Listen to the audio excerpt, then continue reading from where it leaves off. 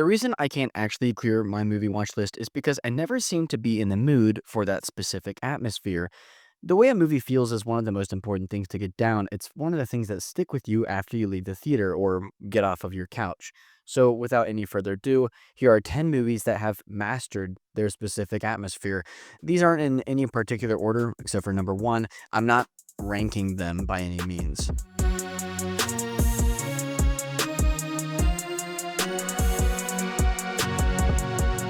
Interstellar.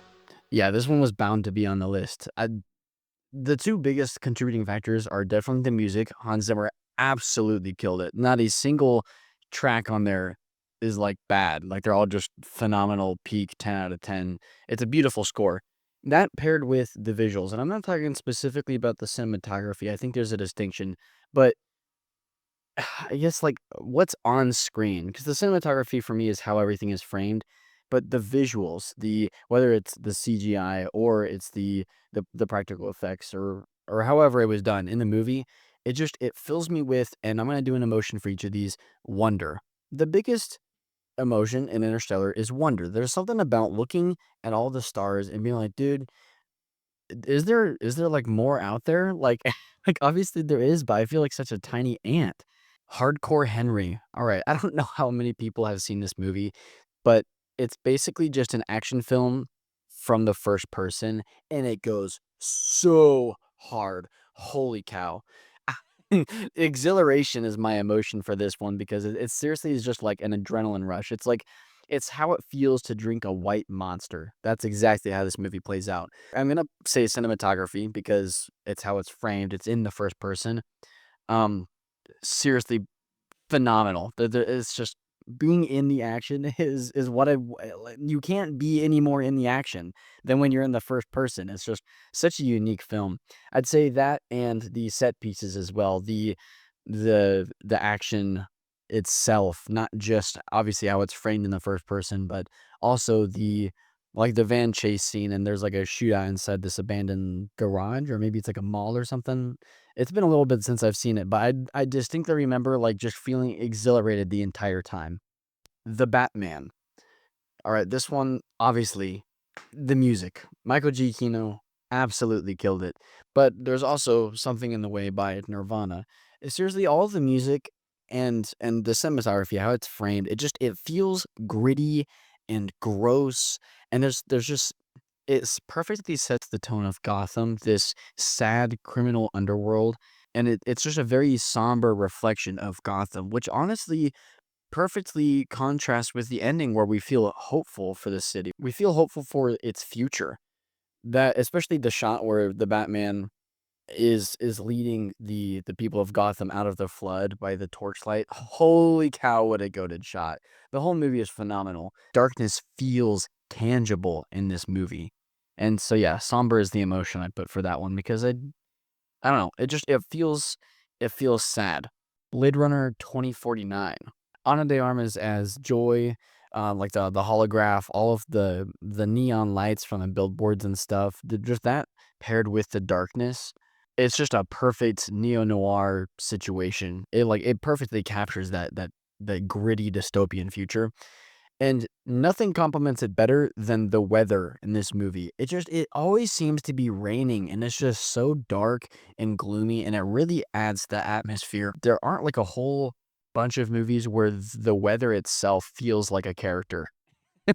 Like, I guess the first Blade Runner did it as well with the tears and rain speech there at the end.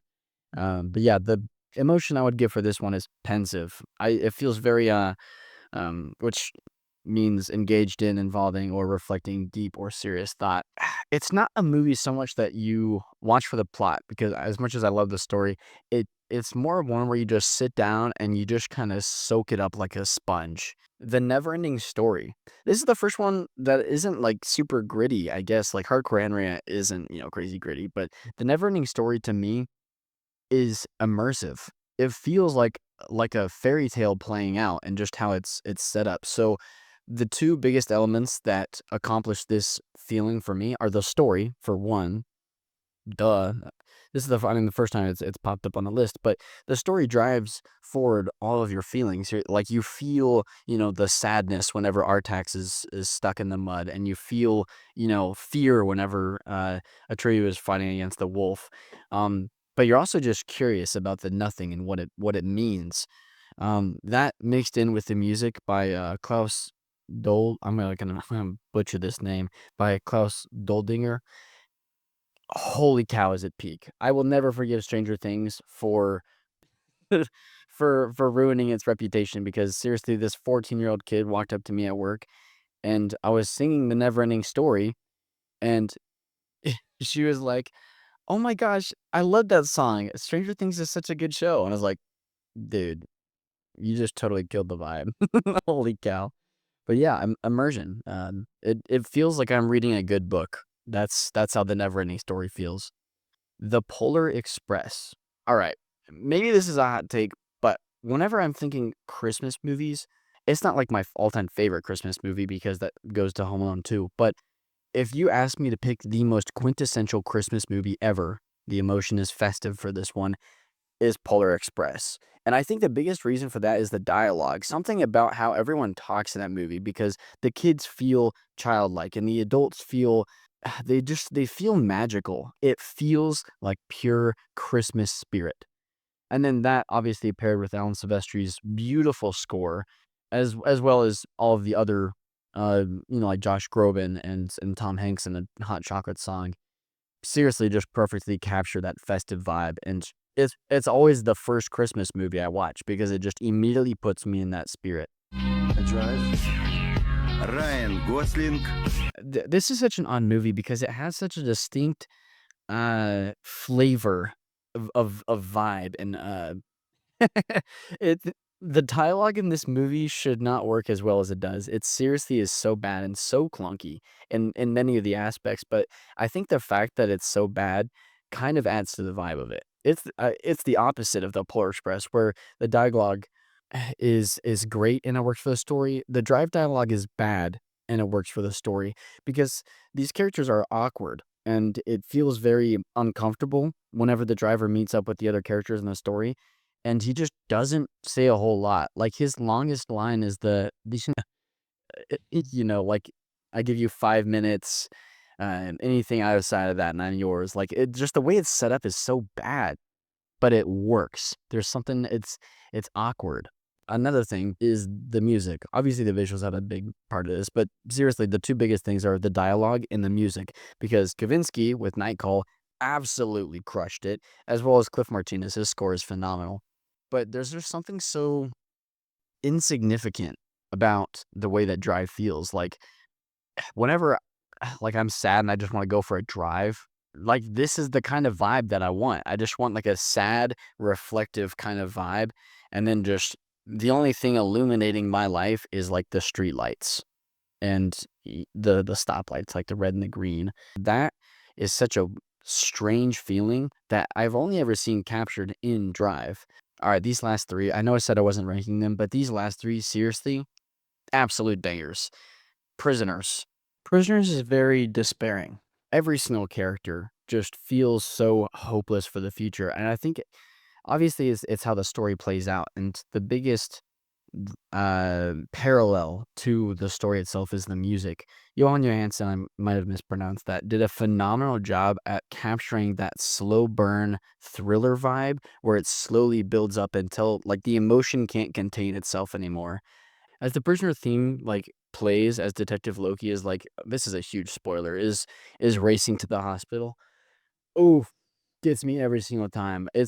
I'm like on the edge of my seat. It's so crazy how it can build tension, because I've seen the movie like 7 times at this point, and every single time I'm like, dude, is he even going to make it? It's such a good movie.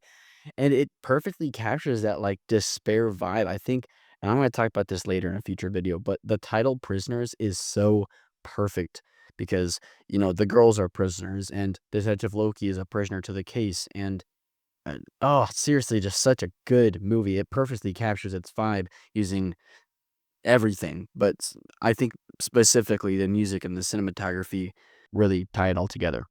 The Secret Life of Walter Mitty. I went with the plot and the set pieces. Obviously, they work hand in hand, but the story itself of Walter Mitty finding the quintessence, the final photograph for the Time magazine. On top of that, like, all the different things that he does, he goes to a volcano, and he jumps off of a helicopter onto a boat, and, it's just everything that happens in the movie just completely it feels encouraging. It feels, which is the emotion I picked for this one.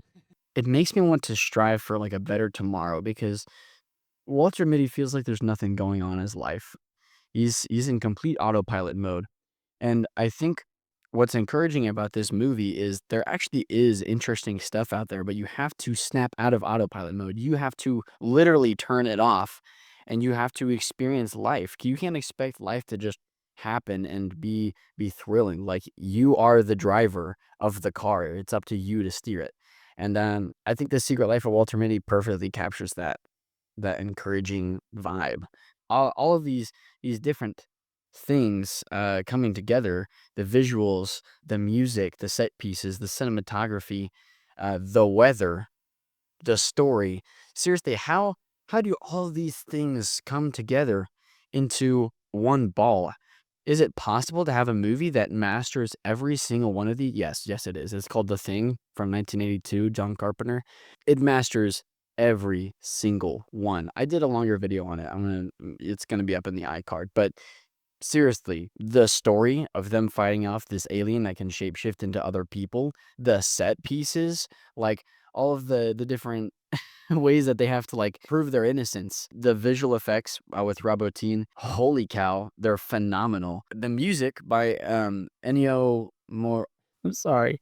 Ennio, he did the music. Seriously, every single thing comes together.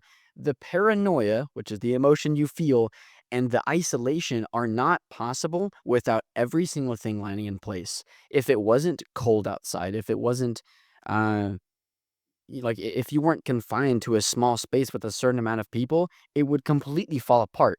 And the thing perfectly captures that vibe of the paranoia and the isolation that would happen if you don't know who is who, if you don't know who goes there. Say that again? Anyway, the thing is the number one film. If you're looking for a very specific vibe, a master class in in storytelling through your feelings, it's the thing. Honestly, any of the ones here on the list, they're all masterpieces in that specific emotion. And oh man, I've been thinking about this quite a lot and how some movies can perfectly capture a feeling and they death grip it until the end. And you're left thinking about that movie simply because of how it made you feel. Feel free to put down in the comments your favorite movie and the emotion that it perfectly captures. Also, if you haven't seen any of these movies, I highly recommend all of them. Thank you guys for watching. Bye bye.